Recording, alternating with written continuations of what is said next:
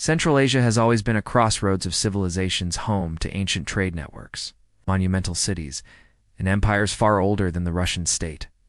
But by the early 19th century, the region was divided among the Kazakh Hordes and the Khanates of Kokand, Khiva, and Bukhara.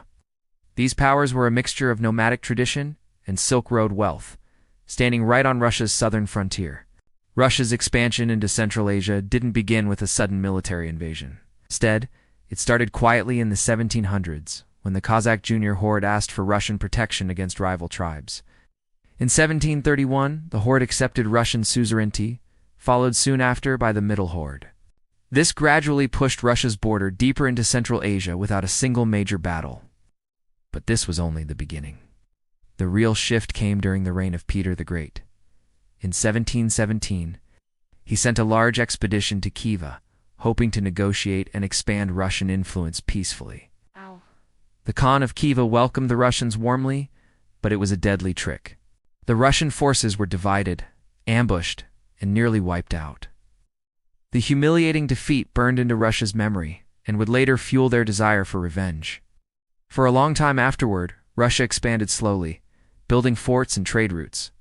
But in the 1830s, everything changed.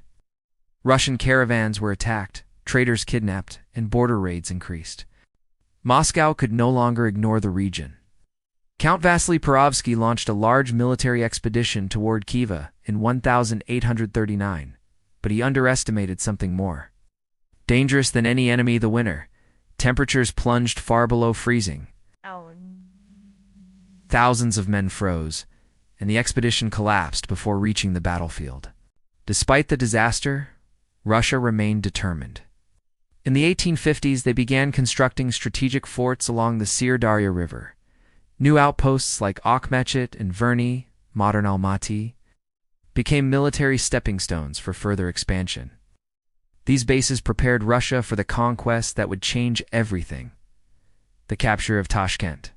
Tashkent was one of the largest and richest cities in Central Asia, center of trade, culture, and political influence. In 1865, Russian General Mikhail Chernov launched a bold assault on the city. After intense street fighting, Russian forces broke through the walls and seized Tashkent. This victory was a turning point. Suddenly, Russia controlled the heart of Central Asia. The fall of Tashkent sent shockwaves through the entire region. The Coconut Khanate, already weakened by internal issues, was forced to surrender vast amounts of territory. But Russia didn't stop there. Her next target was Bukhara, one of the most powerful and ancient states in the region. Bukhara attempted to resist, launching a massive counterattack on Samarkand.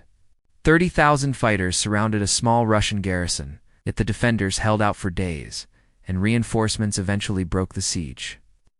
The defeat shattered Busaya's military strength and pushed the emirate firmly under Russian influence. The final great challenge came from the Turkmen tribes, particularly at the fortress of Geok Tepe. In 1879, the Russians attacked but were repelled with heavy losses. It was a rare Central Asian victory. But in 1881, the Russians returned with overwhelming force.